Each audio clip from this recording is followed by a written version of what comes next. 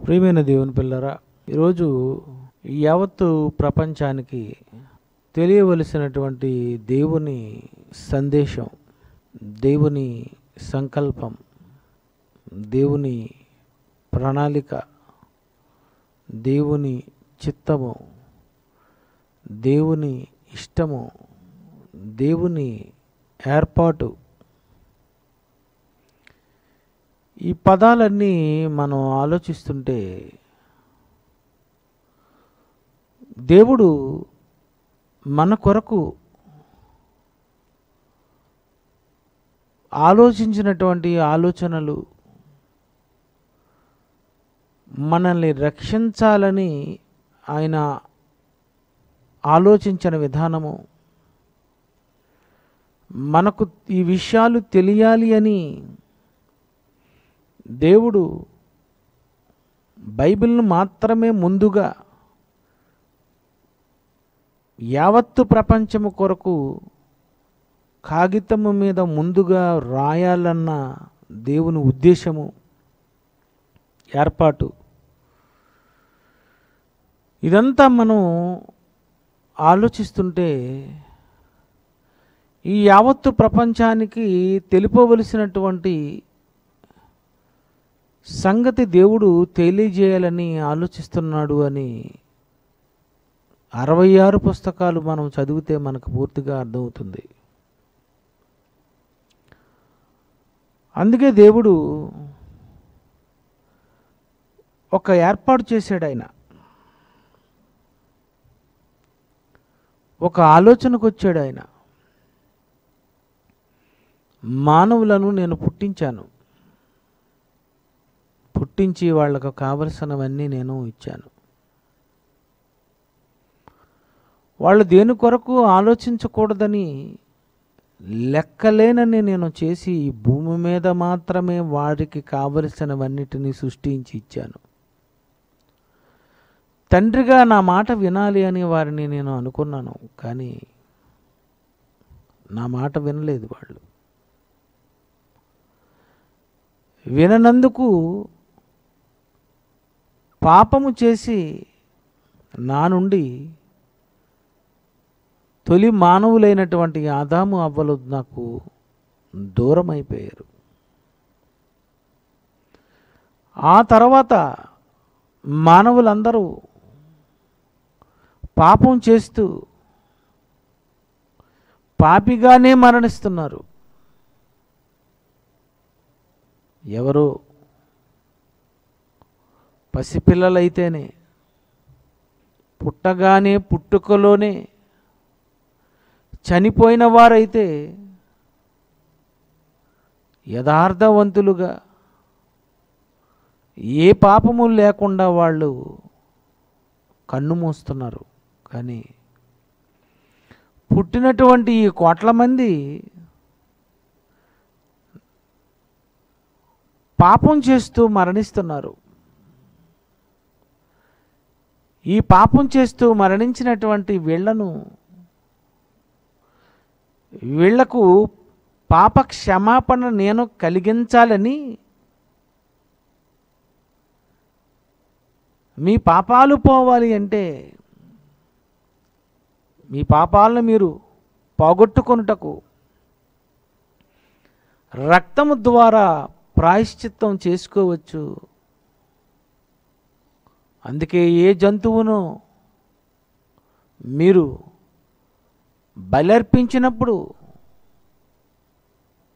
పాప పరిహారార్థ బలిగా మీ పాపాన్ని నేను లేకుండా చేసుకోవాలని దేవుడు అనుకున్నాడు. అలా కూడా మనుషులు ఉండలేకపోయారు.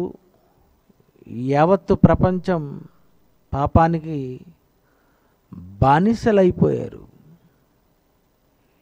తాగుడుకైనా బానిసైన వాడు కొద్ది కాలం అయిపోయిన తర్వాత మానుతున్నాడేమో కానీ, పాపానికి బానిసలైపోయిన వారు, పాపానికి అలవాటు పడిపోయినటువంటి వారు, చేయగోరు మేలు చేయక చేయగోరని కీడే చేయుచున్నటువంటి వాళ్ళు, చేయగోరని మేలు చేయక చేయగోరని కీడు చేయుచున్నటువంటి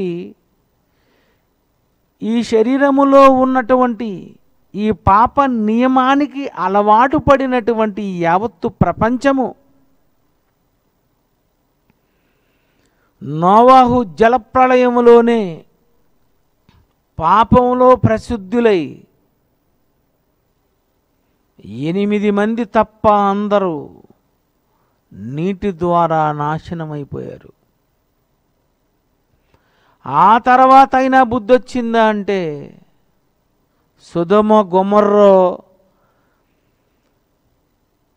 కాలానికి ఆ పరిస్థితులు ఎలా ఉన్నాయంటే ఇంకా పాపంలో పెరిగిపోయారు వాళ్ళు.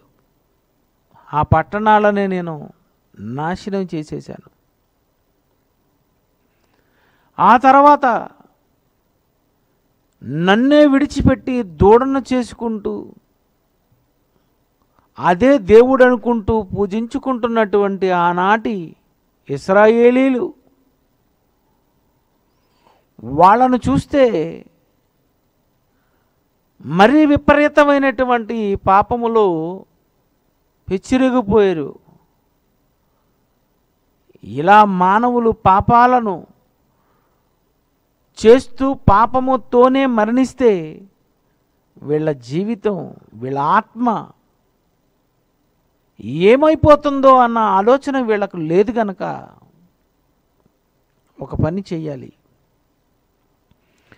యావత్తు ప్రపంచానికి నేను ఒక పిలుపునివ్వాలి. మీ అందరి పాపాలు, ఈ యావత్తు ప్రపంచంలో మానవుడిగా పుట్టినటువంటి ప్రతి ఒక్కరి పాపాలు పోగొట్టుకోవాలి అంటే పశువుల రక్తము ద్వారా, మేకల రక్తము ద్వారా ఇంకా మీకు పాప క్షమాపణ కలగదు. మీకు పాప క్షమాపణ కలగాలి అంటే, మీ పాపాలు పోవాలి అంటే మీ అందరికీ నేనొక పిలుపునిస్తున్నాను. సర్వలోకమునకు మీ అందరి పాపాలు క్షమింపబడుటకు నేను ఒక ఏర్పాటు చేయాలని నేను నిశ్చయించుకున్నాను. అంతవరకు మీరు బ్రతికినటువంటి బ్రతుకు, అంతవరకు మీరు నమ్మినటువంటి విధానము, అంతవరకు మీరు ఏదో ధర్మకార్యాల వలన, ఏవో పుణ్యాల వలన, ఏదో మంచి కార్యాల వలన మీకందరికీ స్వర్గము వస్తుందని ఒకనాడు మీరు అనుకున్నారు. కానీ ఇప్పుడైతే అంతటా అందరూ మారు మనస్సు పొందాలి అని ఆయన డిసైడ్ అయిపోయాడు. ఇప్పుడైతే అంతటా అందరూ మారు మనస్సు పొందాలి. అపోస్తలుల కార్యములు 17వ అధ్యాయము 30వ వచనం ఒక్కసారి మన అందరం చూద్దామండి. అపోస్తలుల కార్యములు 17వ అధ్యాయము 30వ వచనము. ఆ జ్ఞాన కాలములను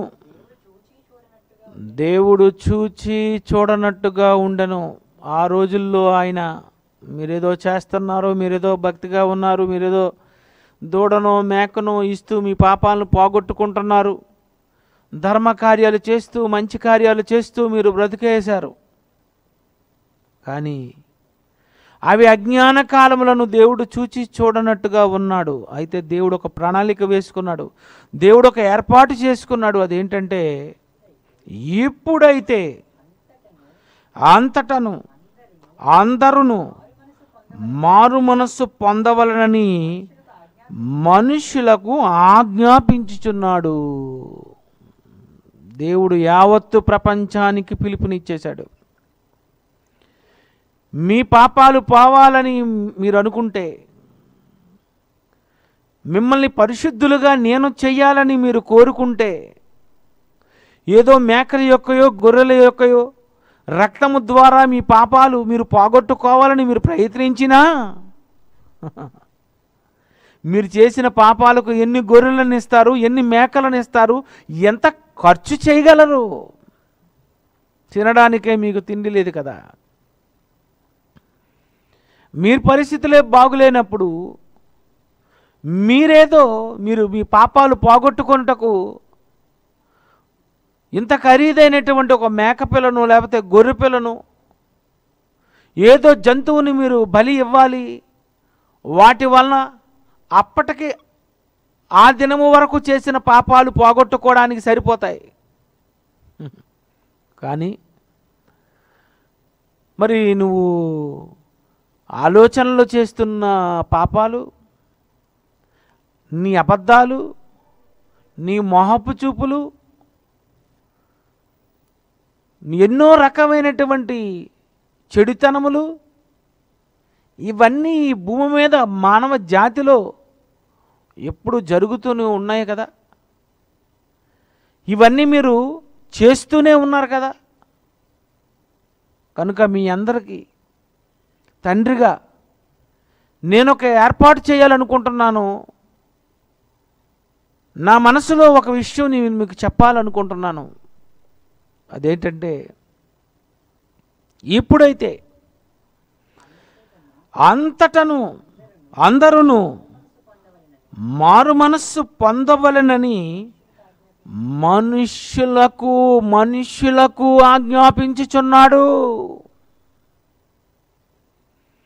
ఈ యావత్తు ప్రపంచం అంతటికి కూడా టోటల్గా దేవుడు అంతటా అందరూ మారు మనస్సు పొందాలి.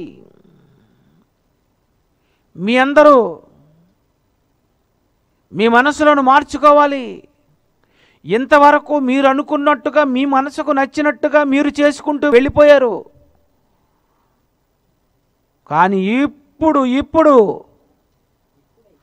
ఎలాగైనా నేను పరలోకానికి వెళ్ళాలంటే నాకిష్టమైనది ఏదో నేను చేసుకుంటూ వెళ్ళిపోతాను అనుకుంటే ఇది పొరపాటు. దేవుడు తన నిర్ణయం మార్చుకున్నాడు అన్న విషయం యావత్తు ప్రపంచానికి తెలియాలి. కనుక మీరు మీ పాపాలు తీసుకోలేరు, మీ పాపాలు మీరు పోగొట్టుకోలేరు. ఇది 100% నిజం. ఇది మరి ఎలా పోగొట్టుకుంటారు, ఎలా తీసుకుంటారు? అందుకే మీ పాపాలు పోవాలి అంటే, మీ పాపాలు మీరు మీ నుండి పోగొట్టుకోవాలంటే మీకు క్షమాపణ దేవుడు ఇవ్వాలనుకుంటే, మీ పాపాలు కడగాలి అని ఒకవేళ అనుకుంటే, మీ కొరకు నేను ఒక ఏర్పాటు చేశాను. రక్షకుడు మీ కొరకు పుట్టాడు. యేసును మీ కొరకు నేను పుట్టిస్తున్నాను. ఆ యేసుక్రీస్తు వారు పరిశుద్ధంగా బ్రతికి ఏ పాపము చేయకుండా ఆయన పవిత్రమైనటువంటి రక్తాన్ని మీ కొరకు ఆయన శిలువలో మరణిస్తాడు. ఆ శిలువలో కార్చినటువంటి ఆ రక్తము ద్వారా మీ కొరకు నేను యావత్తు ప్రపంచము చేస్తున్నటువంటి ప్రతి పాపాల కొరకు బలిగా నా కుమారుణ్ణి మీకు నేను అర్పించేస్తున్నాను. ఇంకా జంతువుల యొక్కయు మరి పక్షుల యొక్కయు మిగిలినటువంటి ఇతర వాటి వలన మీకు రక్షణ కలగదు. మీరు రక్షణ పొందాలంటే నేను ఒక ప్రణాళిక వేశాను, నేను ఒక ఏర్పాటు చేశాను. ఆయనను ఈ లోకానికి పంపిస్తున్నాను. ఆయన రక్షకుడైన యేసుక్రీస్తు, ఆయన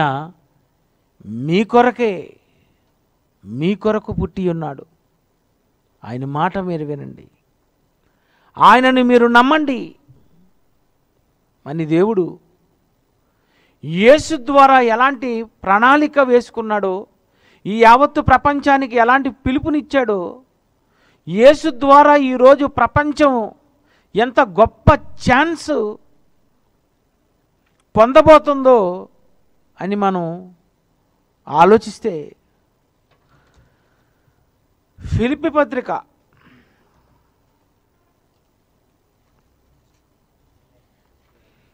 2వ అధ్యాయము 9, 10, 11 మనం చదువుకుందామండి. ఫిలిప్పీలకు రాసిన పత్రిక, ఇది మొదటి శతాబ్దంలో దేవుడు ఇచ్చినటువంటి పిలుపు. ఫిలిప్పీ పత్రిక 2వ అధ్యాయము 9, 10, 11 వచనములు.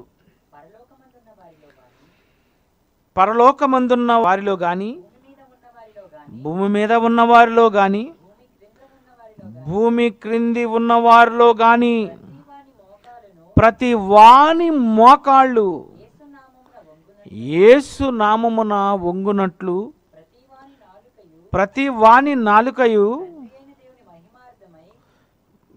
తండ్రి అయిన దేవుని మహిమార్థమై యేసుక్రీస్తు ప్రభువని ఒప్పుకొనున్నట్లు దేవుడు ఆయనను అధికముగా హెచ్చించి ప్రతి నామమునకు పైనామమున ఆయనను అనుగ్రహించెను. ఈ ప్రపంచానికి రక్షణ కావాలి అంటే ఒకే ఒక నామము. ఇదే అపొస్తలుల కార్యముల్లో మరి పేతురు గారు అంటారు, ఈ నామమునే 4వ అధ్యాయము 12వ వచనము,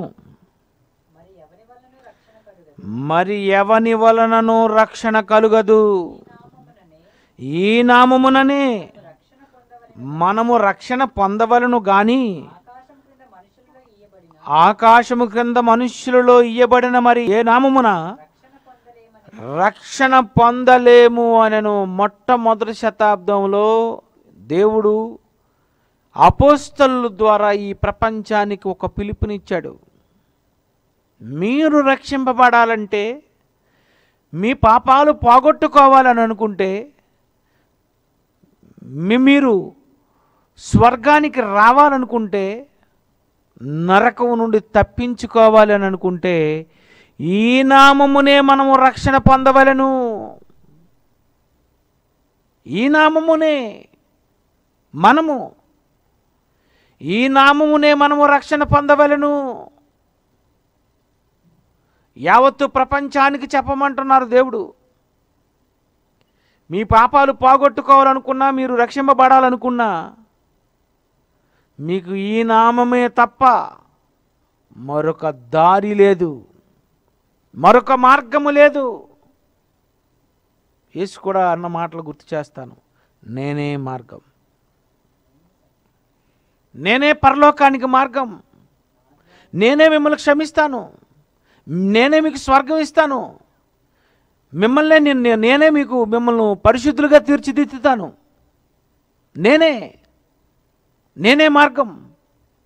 లేదు, ఒకవేళ మీ పాపాలు పోగొట్టుకోవాలని అనుకుంటే ఏ విధంగా మీరు పోగొట్టుకోగలరు? పాపము ఉంటే మీరు పరలోకానికి వెళ్ళరు. నేరం చేసిన వాడికి తప్పకుండా జైలు. నువ్వు నేరం చేస్తే జైళ్ళు ఎందుకున్నాయి? నువ్వు నేరం చేస్తే ఎందుకు నిన్ను శిక్షిస్తున్నారు? ఉరితీస్తున్నారు. ఎందుకు ఉరితీస్తున్నారు? యావజ్జీవ కారాగార శిక్ష విధిస్తున్నారు. నువ్వు నేరం చేస్తే ఖచ్చితంగా నిన్ను వచ్చి అరెస్ట్ చేస్తున్నారు. నువ్వు ఎంత పెద్దవాడివైనా, నువ్వు ముఖ్యమంత్రివైనా ఎందుకు నీ మీద కేసు కడుతున్నారు చెప్పు? తప్పు చేస్తే ఈ లోకంలో చట్టం, ఈ లోకం శిక్షిస్తుంది. మరి లోకంలో ఎవరు పాపం చేసినా చూస్తున్నటువంటి దేవుడు శిక్షించడా?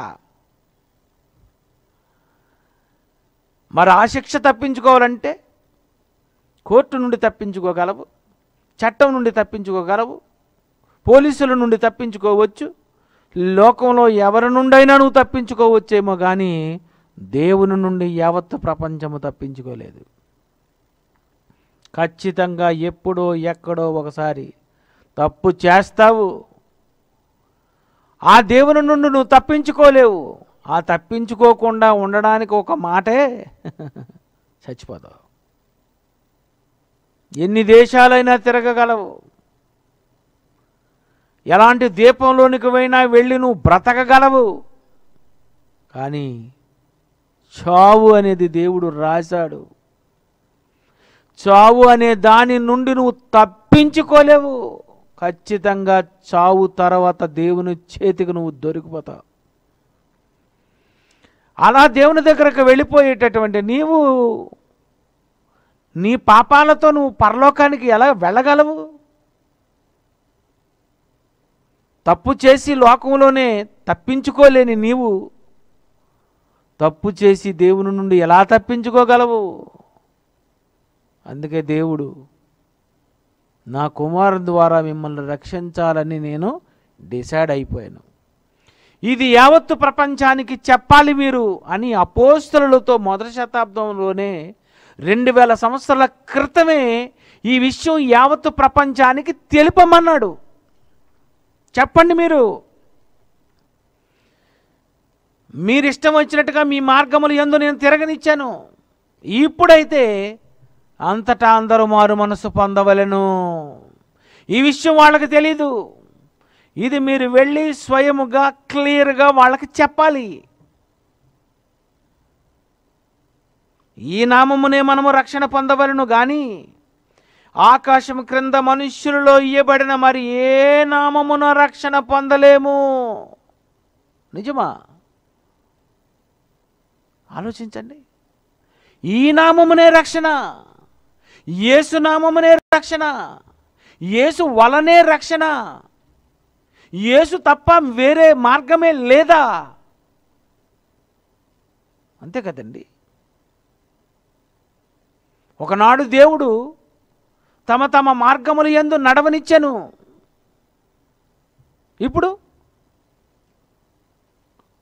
ఇప్పుడు ఎలా పరలోకానికి వెళ్తావు? నేరస్తుడివైతే నువ్వు ఎలా నరకాన్ని తప్పించుకుంటావు? నేరస్తుడివైతే, నేరం చేయకపోతే నో ప్రాబ్లం, నువ్వు పాపం చేయకపోతే పర్వాలేదు. పాపము చేస్తే ఖచ్చితముగా నువ్వు శిక్ష అనుభవించవలసినదే. పాపానికి శిక్ష మరణం. ఆ మరణం తరువాత నీ ఆత్మ అనుభవించే పాతాళం. ప్రియులారా, ఈ విషయం యావత్తు ప్రపంచానికి దేవుడు చెప్పాలనుకున్నాడు. అందుకే ఒక ప్రణాళిక వేశాడు. ఈ యావత్తు ప్రపంచము యేసు పుట్టాడు అని, యేసు యందు ఏ పాపము లేకుండా రోమ ప్రభుత్వం సిలువ వేసింది అని, యూదుల రాజుగానే ఇతను పుట్టాడు అని దేవుడు రోమా ప్రభుత్వ కాలంలో, ఆ రాజుల కాలంలో దేవుడు ఒక ఆలోచనలో ఉన్నాడు. యేసును పుట్టలేదు, యేసు చనిపోలేదు, యేసును సిలువ వేయలేదు. నువ్వేదో కాకమ్మ కథలు చెబితే కుదరదు. యేసు సిలువ వేయబడలేదు అనడానికి నీ దగ్గర ఏ ఆధారాలు లేవు. రోమా ప్రభుత్వం దగ్గరే ఉంది ఆధారం. యేసును సిలువ వేసింది ఆ ప్రభుత్వమే. యేసును సిలువ వేయమని చెప్పింది రోమా గవర్నర్ పిలాతే. వెళ్ళి ఆ రోజు వాళ్ళు వేసినటువంటి శిక్షా స్మృతి ఏదైతే ఉందో ఆ పుస్తకం చూడండి. ఎవరెవరు రోమీయులు శిక్షలు వేశారు, ఎవరెవరికి వేశారు, ఏ కాలంలో వేశారు, మొదటి శతాబ్దంలో చూసుకోండి. యేసు అనే ఆయనకు వాళ్ళు సిలువ వేశారు.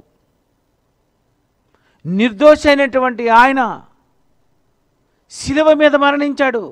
99 మంది నేరస్తులను తప్పించుకోవచ్చు అంటున్నారే. 99 మంది నేరస్తులు తప్పించుకోవచ్చట. ఒక్క నిర్దోషికి శిక్ష వేయకూడదు. కానీ ఎంతోమంది, 99 మంది కాదు ఈరోజు తప్పించుకున్న నేరస్తులు, చాలామంది తప్పించుకున్నారు. కానీ ఒక నిర్దోషి అయినటువంటి యేసుక్రీస్తు వారు శిలువ మీద మరణించవలసి వచ్చింది. ఆయన శిలువ నుండి తప్పించుకోవచ్చు, ఆయన నిర్దోషాన్ని నిరూపించుకోగలడు. కానీ లోకమంతటికి రక్షణ ఇవ్వాలి గనక, మానవులందరి పాపాలు పోగొట్టాలి గనక, మిమ్మల్ని విడిపించాలి గనక విమోచకుడుగా యేసుక్రీస్తు వారు 2000 సంవత్సరాల క్రితం నీకు బెయిల్ ఇవ్వడానికి, నిన్ను విడుదల చేయడానికి, నిన్ను క్షమించడానికి యేసు ఈ లోకానికి రావలసి వచ్చింది. ఒకవేళ యేసు లేకుండా పాప క్షమాపణ పొందాలంటే వేరే మార్గం ఏదైనా ఉందా మీ దగ్గర? చెప్పండి. మానవ జీవితంలో చిన్ననాటి నుండి నేటి వరకు ఎన్నో పాపాలు చేశాం. మరి నా పాపాలన్నీ పోవాలి అంటే నాకు వేరే ఛాన్స్ ఏమైనా ఉందా? నాకైతే ఒకే ఒక ఆయన కనిపించాడు, ఆయన యేసు. ఆయన క్షమిస్తాను అన్నాడు. ఆయన ఏ పాపము చేయకుండా రక్తాన్ని అర్పించాడు. ఆయన శిలువ మీద మరణించాడు. ఆయన ఎన్నో కార్యాలు చేశాడు. ఆయన భూమి మీద అందరినీ ప్రేమించాడు. ఆయన కొరకు రాయబడినటువంటి ఏకైక గ్రంథము, మొట్టమొదటి గ్రంథమైనటువంటి బైబిల్ ఉంది. ఇన్ని ఆధారాలు ఉన్నాయి కనుక నేను ఆయనను నమ్ముతున్నాను, యేసును నా సొంత రక్షకునిగా. ప్రియులారా, వేరే ఛాన్స్ ఏముంది చెప్పండి? పాపాలు పోగొట్టుకోవాలంటే వేరే మార్గము లేదు. యేసు ఒక్కరే రక్ష. ఈ నామమునే పేతురు గారు అంటున్నారు. అడగాలి, మీరు అడగండి. ఈ నామమునే మనము రక్షణ పొందవలను గాని ఆకాశము క్రింద మనుష్యుల్లో ఇయ్యబడిన మరి ఏ నామమున రక్షణ పొందలేము. ఎలా ఈ విషయాన్ని ప్రపంచానికి చెప్పాలి? అందుకే యేసు చెప్పిన మాటల్లో శిష్యులతో, సర్వలోకమునకు వెళ్ళండి, నా తండ్రి నిర్ణయించిన విధి. నా తండ్రి యావత్తు ప్రపంచానికి క్షమాపణ ఇవ్వాలనుకుంటున్నాడు. ఆయన భూమి మీదే బ్రతుకున్నప్పుడే, బ్రతుకుండగా మేము మీకు క్షమాపణ ఇవ్వాలనుకుంటున్నాడు. అందుకే దేవుడు లోకమును ఎంత ప్రేమించాడో యోహాను సువార్త 3వ అధ్యాయం 16వ వచనములో ఒక బ్రహ్మాండమైనటువంటి మాట వ్రాయబడి ఉంది. దేవుడు లోకమును ఎంతో ప్రేమించెను. ఎలా? కాగా ఆయన తన అద్వితీయ కుమారునిగా పుట్టిన వాని యందు విశ్వాసముంచు ప్రతివాడు నశింపక నిత్య జీవం పొందినట్లు ఆయనను అనుగ్రహించెను. ఇది దేవుడు లోకమును ఎంతో ప్రేమించెను. చాలామంది చెప్పారు, దేవుడు లోకమును ఎంత ప్రేమించాడు, ఎన్ని తప్పులు చేసినా క్షమిస్తాను రా. నిజమే. ఎన్ని పాపాలు చేసినా ప్రేమిస్తాడా దేవుడు? ఎన్ని పాపాలు చేసినా క్షమిస్తాడా దేవుడు? ఎవరు చేస్తారు? ఎవరు క్షమిస్తారండి? రోజుకో తప్పు చేసేస్తే ఎవరైనా క్షమిస్తారా చెప్పండి? ఎవరైనా నువ్వు ఎన్ని తప్పులు చేసినా క్షమిస్తానని అనేటటువంటి తల్లిదండ్రులను చూపించండి, చిత్తగొట్టేస్తారు, కర్రలు ఇరిగిపోతాయి, బెత్తం బద్దలైపోతుంటుంది. ఎందుకు కొడుతున్నారు? ఎందుకు బెత్తం వాడుతున్నారు? ఎందుకు శిక్షిస్తున్నారు? ఏ తండ్రి అండి తప్పులు చేస్తే ఊరుకుంటాడు? పెడతాడు. వెక్స్ అయిపోయిన వాళ్ళు పోలీసులకు అప్పగించేస్తారు. ఏ తండ్రి అండి? ఎవరండి క్షమిస్తారు? నువ్వు క్షమించగలవా? నువ్వు క్షమించలేవు. ఎవరికో జరిగితే మాత్రం క్షమించండి అంటావు. నీకు జరిగితే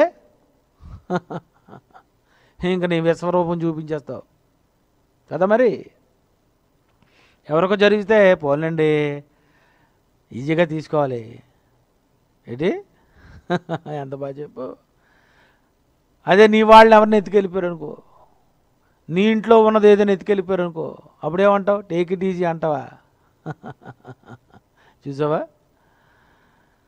ఎవరు క్షమిస్తారంటే పైకి ఊత్తునే అదంతా పైకి అనుకుంటారా? ఇలాంటివాడిని ఊరి తీయాలరా, ఇలాంటి వాడిని చంపేయాలరా, ఇలాంటి వాడు బ్రతకకూడదురా, నా ఇంట్లోనే నా దగ్గరే ఉండి నాకింత మోసం చేస్తాడా? ఈ డైలాగులన్నీ మర్చిపోయారా? ఎవడిని క్షమించడు. భూమి మీద క్షమించే వ్యక్తి అంటూ ఉంటే మనుష్య కుమారుడుగా, దేవుని కుమారుడుగా ఒకే ఒక ఆయన ఉన్నాడు. యేసండి. యేసు తప్ప ఇంకెవరిని మీరు చూపించలేరు. యేసును తప్ప ఎన్ని నేరాలు చేసిన వ్యక్తినైనా, అమ్మా అని పాపాత్మురాలైన స్త్రీనైనా, వ్యభిచారమందు పట్టబడిన స్త్రీనైనా, లంచం తీసుకుంటున్నటువంటి వారినైనా, శిలువ మీద తనతో పాటు నిందిస్తున్నటువంటి వారినైనా, ఎవరినైనా ఆయన వచ్చి కోరుకుంటే క్షమించేస్తాడు, తప్పించేస్తాడు, రక్షించేస్తాడు. అదే మనమైతే చివరి వార్నింగ్ ఇస్తాను, మూడోసారి వార్నింగ్, నాలుగోసారి, ఇప్పటికి చాలాసార్లు క్షమించాను, ఇక నేను క్షమించను, అలిసిపోయాను. యేసు ప్రభు నా దగ్గర రండి, విశ్రాంతి ఇస్తాను, మిమ్మల్ని క్షమిస్తాను. దేవుడు అనుకున్నాడట. ఏమని అనుకున్నాడు? దేవుడు లోకమును ఎంతో ప్రేమించిన కాగా తన అద్వితీయ కుమారునిగా పుట్టిన వాని యందు, యేసుక్రీస్తునందు విశ్వాసముంచు ప్రతి వాడును నశింపక నిత్య జీవము పొందినట్లు ఆయనను అనుగ్రహించెను.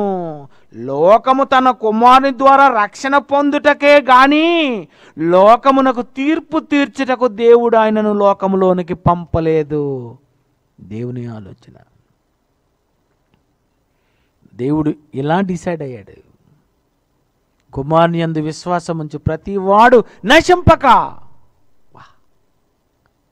యేసు ప్రభు నమ్ముకుంటే నశించిపోవా అంటే నీ పాపాలు పోగొట్టుకునే విధానం ఇదేనా? అవును, ఇదే. ఇలా తప్ప నీకు ఒక ఛాన్స్ లేదా? లేదు. ఇంకొక మార్గం లేదా? లేదు. ఏదా మార్గం? నిన్ను క్షమించే మార్గం ఏది? నిన్ను క్షమించే వ్యక్తి ఏది? నిన్ను క్షమించే ఒక సంకల్పం ఏది? యేసు తప్ప నీకు నీ పాపాల నుండి నువ్వు తప్పించుకోవడానికి మరొక వేరే రూట్ లేదు. అందుకే దేవుడు ఏం చేశాడంటే, ఈ యావత్తు ప్రపంచము తెలుసుకోవాలి యేసును సిలువ వేశారు అని. ఈ యావత్తు ప్రపంచానికి ఈ విషయం ఆందిపోవాలి, తెలిసిపోవాలి. కనుక నేనేం చేస్తానంటే, ఈ ప్రపంచ పటంలో, ఈ యావత్తు భూప్రపంచములో మధ్యధారా సముద్రము, ఈ భూమికి మధ్యధారా సముద్రం ఉంది. ఇది ప్రపంచానికి సెంటర్ పాయింట్. ఇది ఈ మధ్యధారా సముద్రములో, ఈ యెరూషలేములో యేసుక్రీస్తుని అందరికీ తెలిసేలా సిలువ వేయబడాలి. ఈయన సిలువనెక్కాలి, ఆ సిలువ మీద మరణించాలి. అందుకే దేవుడు ఏమనుకున్నాడో, ఏమని బైబిల్లో రాయించాడో మీకు ఒక టైటిల్ నేను వేశాను. ఇది ఒక మూలన జరిగిన కార్యం కాదు. అపోస్తలుల కార్యములు 26వ అధ్యాయము 26వ వచనం చూడండి. అపోస్తలుల కార్యములు 26వ అధ్యాయము 26వ వచనము. రాజు ఈ సంగతులు ఎరుగును. రాజు మొదటి శతాబ్దములో ఉన్నటువంటి రాజు ఈ సంగతులు ఎరుగును. ఇది పిలాతుకు తెలుసు, సీజర్కు తెలుసు, కైసరుకు తెలుసు, ఆనాటి సమాజం అంతటికి తెలుసు. నువ్వెప్పుడు పుట్టావు? ఆ రోజు ఏం జరిగిందంటే, రాజు ఈ సంగతులు ఎరుగును గనుక అతను ఎదుట నేను ధైర్యముగా మాట్లాడుచున్నాను. వాటిలో ఒకటి అతనికి మరుగై ఉండలేదని రూఢిగా నమ్ముచున్నాను. ఇది ఒక మూలన జరిగిన కార్యం కాదు. పౌలు గారు అంటున్నారు, ఇది ఒక మూలన జరిగిన కార్యం కాదు. యేసు సిలువ వేయబడటం, ఆయన సమాధిలో నుండి తిరిగి లేవడం పోయిన వారం చెప్పాను. యెరూషలేము వెళ్ళి చూసుకోండి. యేసు సమాధిలో యేసు ఉండరు, సమాధే ఉంటుంది ఖాళీగా. లోనున్నాయనేరి మమ్మీలు ఉన్నాయి, కానీ యేసు దేహం లేదు. ఎందుకు లేదు? రోమా ప్రభుత్వమే సీల్ వేసినా ఎందుకు? సమాధి బద్దలైపోయింది. అంటే యేసు తిరిగి లేచాడా? ఆనాటి సమాజానికి అందరికీ అది తెలిసిన విషయమేనా? యేసును సిలువ వేశారా? అది రోమా ప్రభుత్వ కాలంలో మొదటి శతాబ్దంలో యెరూషలేము పరిసర ప్రాంతంలో అందరికీ తెలిసిన కార్యమేనా? ఇది ఒక మూలన జరిగిన కార్యం కాదు. ప్రపంచ పటంలో ఏదో మూలన జరిగినది కాదు. ప్రపంచ పటంలో అప్పటికి మధ్యధరా సముద్రము చుట్టుప్రక్కల ఉన్నటువంటి ప్రాంతాలలో ప్రపంచాన్ని పరిపాలిస్తున్నటువంటి సామ్రాజ్యమైనటువంటి రోమా సామ్రాజ్యం, ఆ సామ్రాజ్యంలో యెరూషలేములో మరి యేసుక్రీస్తు గురించి మనం ఆలోచిస్తే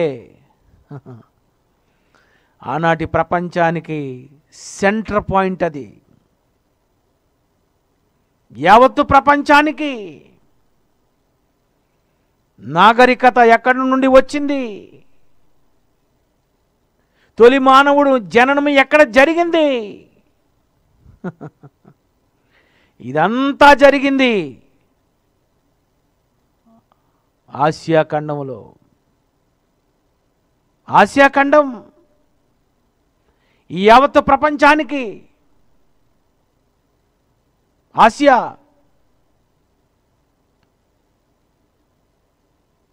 ప్రపంచంలో ఖండాలన్నిటికంటే పెద్ద ఖండం ఏదండి? ఏ ఖండం? ఆసియా ఖండం. తొలి మానవుని జననం జరిగింది ఆసియాలోనే. యేసు మరణం జరిగింది ఆసియాలోనే. విదేశీవాడు కాదు. నువ్వు ఏ ఖండంలోనైతే పుట్టావో, నువ్వు ఏ ఖండంలో బ్రతుకుతున్నావో అదే ఖండంలో పుట్టినటువంటి ఆయన యేసును సిలువ వేసింది ఆసియా ఖండంలోనే. ఇది ఒక మూలన జరిగిన కార్యం కాదు. ఇది ఈ ప్రపంచంలో ఎవరైనా అంగీకరించక తప్పదు. వాస్తవాలు ఇవి, యథార్థ సంఘటనలు. ఒక చనిపోయినటువంటి యేసు, ఒక సిలువ వేయబడినటువంటి యేసును దేవుడు ఏం చేయాలనుకున్నాడు తెలుసా? యావత్తు ప్రపంచం తెలుసుకోవాలి. ఏం చేయాలి? ఏం చేయాలి? అయితే నేను ఒకటి చేస్తాను. అందరూ అంతటా మారు మనసు పొందాలని నేను అనుకున్నాను కదా. ఈ నామమునే రక్షణ పొందాలని నేను అనుకున్నాను కదా. మరి ఈయనను ప్రపంచానికి పరిచయం చేయాలి కదా. ప్రపంచం అంతా కూడా అవును ఈయన ఉన్నాడు, ఈయన పుట్టాడు, ఈయన గొప్పవాడు అని తెలుసుకోవాలి. కనుక నేను తండ్రిగా, దేవునిగా నేను ఒక ఏర్పాటు చేయాలి యేసు ప్రభు గురించి. అందుకే ఆయన ఏర్పాటు చేశాడు. ఏమన్నా తెలుసా? ఏమని ఏర్పాటు చేశాడో ఈరోజు మీరు చదవాలి. అపోస్తుల కార్యములు 5వ అధ్యాయం 38వ వచనం చూడండి చాలా తీక్షణంగా. కాబట్టి నేను మీతో చెప్పినదే మనకు అపోస్తుల కార్యాలు 5:38. గమలీయేలు అనే ఆయన అంటున్నాడు, ఈ మనుష్యుల జోలికి పోక వారిని విడిచిపెట్టుడి. ఈ ఆలోచన అయినను ఈ కార్యమైనను మనుష్యుల వలన కలిగినదాయన. ఈ ఆలోచన, ఈ కార్యం మనుష్యుల వలన కలిగినది కాదట. మీకు ఆన్సర్ వస్తుంది. ఈ ఆలోచన అయినను ఈ కార్యము అయినను మనుష్యుల వలన జరిగినది కాదు. ఇది దేవుని వలన కలిగినదాయన. దేవుని వలన కలిగినది ఉంది, మనుష్యుల వలన కలిగినది ఉంది. ఇప్పుడు యేసుక్రీస్తు వారు యావత్తు ప్రపంచానికి పరిచయం అవ్వాలంటే దేవుని వలన కలిగినది ఒకటి ఉంది. అది ఎవడు బైబిల్ ఎంత నిజమో ఎంత సత్యమో ఈ మాట మీరు మళ్ళీ వినాలి. ఈ కార్యము దేవుని వలన కలిగిన దాయన, మీరు వారిని వ్యర్థపరచలేరు. దేవుని వలన కలిగిన దానిని మీరు తీయలేరు. దేవుని వలన కలిగింది. ఏం కలిగింది? మనుష్యుల వలన కలగనిది దేవుని వలన ఏం జరిగింది? జరిగింది.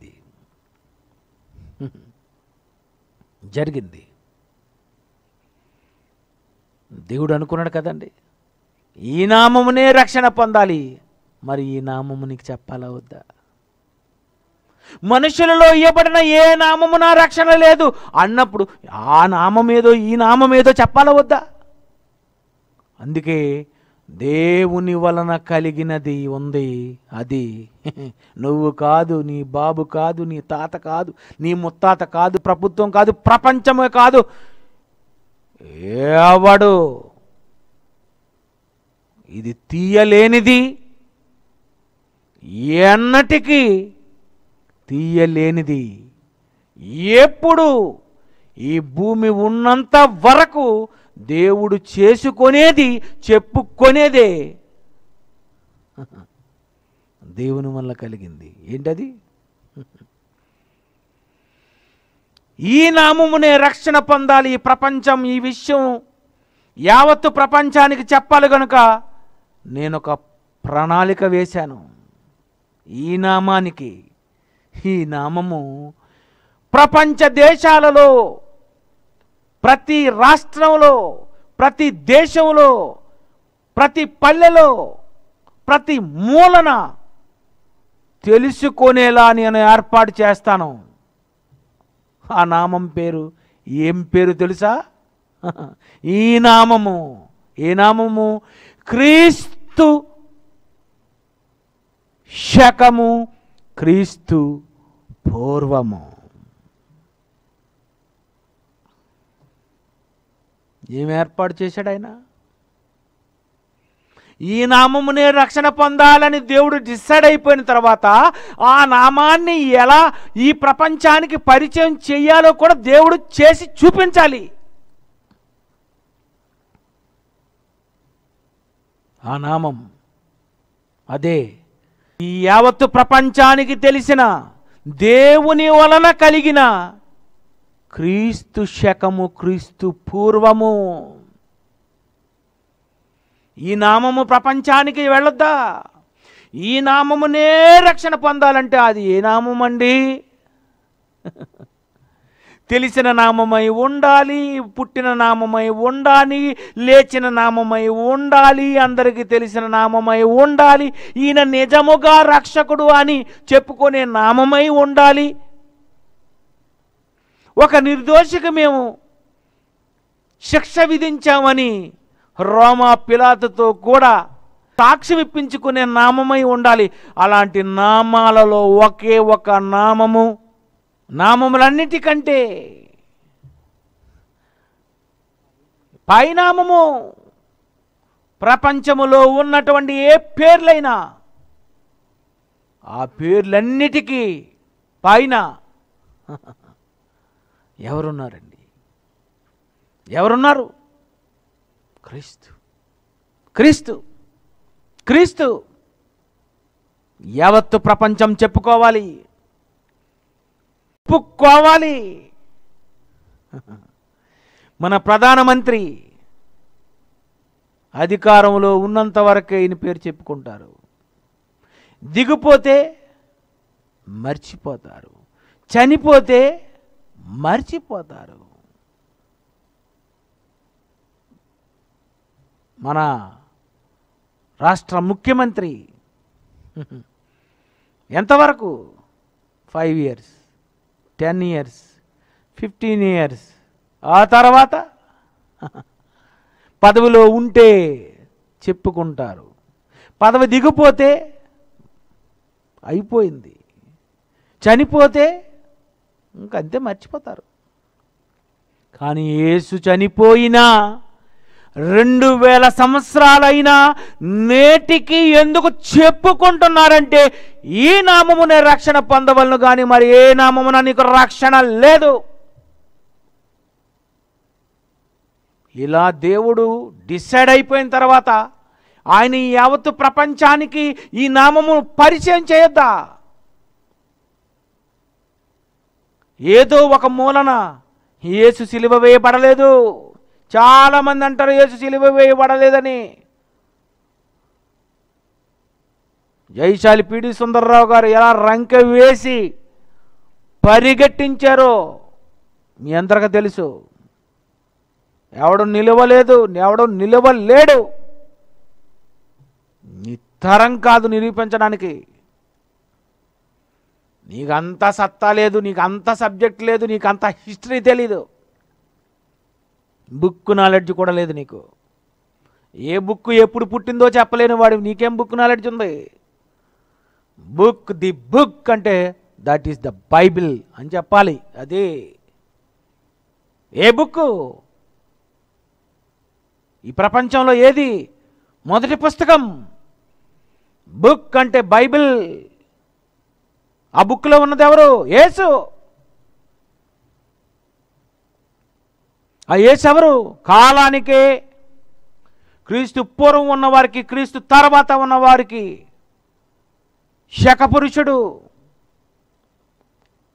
ఇది దేవుని వలన కలిగినది. అందుకే ఈ పేరు తీయలేరు మీరు. ఒకవేళ దేవునితో పోరాడువారగుదురు సుమి. క్రైస్తవ్యాన్ని అంతం చేసేస్తామన్నారు. దేవుడు ఏం చేశాడు? కరోనా పంపించి సరిపోయిందా? సరిపోయిందా? ఇగో 21 రేపు డిసెంబర్ 31 పెద్ద పెద్ద పండగ చేసుకోవాలని ఉంది నాకు. ఈ సంవత్సరం డిసెంబర్ 31 చాలా టాప్లో జరుగుతుంది. అందరూ ఆ రోజు ఆనందించాలి. ఎందుకంటే 21కి అంతం చేసేస్తాం అన్నోళ్ళు ఎక్కడ కనిపించడం లేదు. నోటు మీద వేలు మనమేమంటాం, దేవుడు నోటు మీద నువ్వే వేసుకోరా అని అన్నాడు. షటప్. అయిపోయారు. ఏమనుందండి అపోస్తలుల కార్యములు 5:38? ఈ ఆలోచనేనను ఈ కార్యమేనను మనుష్యుల వలన కలిగినదాయన. మనుషుల వల్ల జరిగితే అది వ్యర్థమైపోతాడు. బైబిల్ చెప్పేసిందండి, మనుషుల వల్ల జరిగిన ఏ సామ్రాజ్యం కానివ్వండి కూలిపోయింది. అందరూ మట్టిలో కలిసిపోయి మర్చిపోయాం అందరినీ యేసును తప్ప. దేవుని వలన కలిగినది ఆయన, మీరు వారిని వ్యర్థపరచలేరు. మీరు ఒకవేళ దేవునితో పోరాడువారగుదురు సుమి. దేవునితో ఫైట్ చేయాలనుకుంటున్నావా? ప్రపంచాన్ని గడగడలాడించాడు, గడ్డగడ్డలాడించాడు. దేవుని జోలికి రాకూడదని. పిల్లరా, మనుషులందరూ రక్షణ పొందాలి, ఈ నామమునే రక్షణ పొందాలి అని దేవుడు ఆలోచించినప్పుడు ఆ నామాన్ని యావత్తు ప్రపంచానికి దేవుడు పరిచయం చేయడా? చెప్పడా? యావత్తు ప్రపంచము తెలుసుకునేలా ఆయన ఒక ఏర్పాటు చేయడా? చేశాడండి. బైబిల్ ఎంత నిజం, నేను చెప్పినటువంటి ఈ విషయాలన్నీ ఎంత వాస్తవం. మత గ్రంథము, మతపరమైన మాటలు అనుకోకండి, కాదండి. పాపులందరికీ దేవుడిచ్చినటువంటి ఆహ్వానం. పాపివైనా, పాపం చేస్తున్నా నువ్వు కావాలి అని నేను క్షమిస్తాను అని ఏ తండ్రి అని అంటాడు. ఇంత మంచి తండ్రి ఉంటే భూమి మీద నువ్వు చూపించానని నేను రాశాను పాట. ఎంత మంచి తండ్రి ఉంటే, ఎంత మంచి తండ్రి అండి. దేవుడు లోకమును ఎంతో ప్రేమించాను. ఇన్ని తప్పులు చేసినా ఏ తండ్రిరా ప్రేమిస్తాడు? అది ఒక్క దేవుడే కదా. అద్వితీయ కుమారుని యందు పుట్టిన వాని యందు విశ్వాసముంచు ప్రతివాడు నశింపక నిత్య జీవము పొందినట్లు ఆయన్ని శక పురుషుని చేశాడు. ఆయన తెలుసుకోవాలని ఈ యావత్తు ప్రపంచము ఎన్ని సామ్రాజ్యాలు వచ్చినా మరిచిపోకూడదని దేవుని వలన కలిగినదండి ఇది. మరొక మార్గం ఉంటే ప్రయత్నించు, లేదు అనుకుంటే నేనే మార్గం అన్న యేసు ప్రభు దగ్గరకు వచ్చి ప్రతి వాని మోకాళ్ళు వంగి ఆయన నమ్మండి, ఆయన మిమ్మల్ని క్షమిస్తాడు. ఇది ఒక మూలన జరిగినది కాదు, యావత్తు ప్రపంచానికి తెలిసినది. ముద్దాయి కొరకు వాదించేది వకీలు, అయితే యావత్తు ప్రపంచంలో నేరస్తులందరి తరపున విడిపించుటకు వకీలుగా 2000 సంవత్సరాల క్రితం యేసుక్రీస్తు వచ్చాడు. వ్యభిచారమందు పట్టుబడిన స్త్రీని ఒక్క మాటతో వాదించి విడిపించిన ఒకే ఒక్క విమోచకుడు క్రీస్తు యేసే. వచ్చాడు, రక్షించాడు, నమ్మితే విడిపిస్తాడు.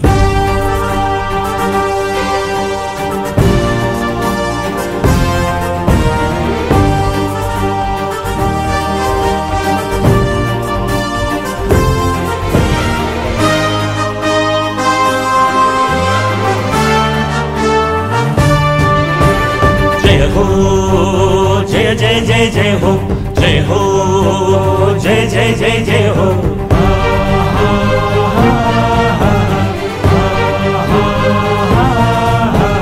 వచ్చాడు వచ్చాడు రక్షకుడు వచ్చాడు, రక్షించేది ఇతడేరా. ప్రజల కొరకు పుట్టాడు, ప్రజల మధ్య ఉన్నాడు, ప్రాణాన్ని చిందితడేరా. ఏది ఆశించని ప్రజాసేవకుడు, పైసలు ఆశించని రోగుల వైద్యుడితడు. పాపినైన రోగినైన బాగు చేయును, ప్రతి పాపికై పవిత్రమైన రక్తమిచ్చెను. వచ్చాడు వచ్చాడు రక్షకుడు వచ్చాడు, రక్షించేది ఇతడేరా. ప్రజల కొరకు పుట్టాడు, ప్రజల మధ్య ఉన్నాడు, ప్రాణాన్ని చిందితడేరా.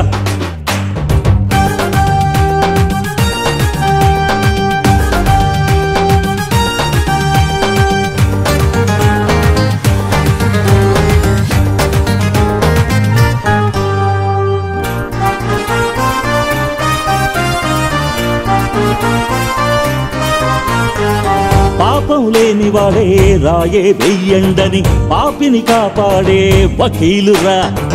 పాపం లేనివాడే శిక్ష విధించాలని అవలను కాపాడే అన్నితడేరా. కులమని మతమని తేడా చూపడు, నువ్వు దొంగవైన ఎవడివైనా రక్షిస్తాడుతాడు. మంచి వాళ్ళందరికీ స్ఫూర్తితడు, పొరుగు వారిని ప్రేమించాలన్నది ఇతడు. గాంధీకైనా వివేకానందకైనా ఏ దేశానికైనా రాజ్యాంగానికైనా అందరికీ స్ఫూర్తే ఇతడు. రక్తదాతలకే ప్రారంభికుడితడు. అన్నేరా మన అన్నేరా, పరలోకమైనా ఇచ్చేది మనకేరా. నమ్మితే నరకం నుండి కాపాడేది తడేరా. వచ్చాడు వచ్చాడు రక్షకుడు వచ్చాడు, రక్షించేది ఇతడేరా. ప్రజల కొరకు పుట్టాడు, ప్రజల మధ్య ఉన్నాడు, ప్రాణాన్నిచ్చింది తడేరా.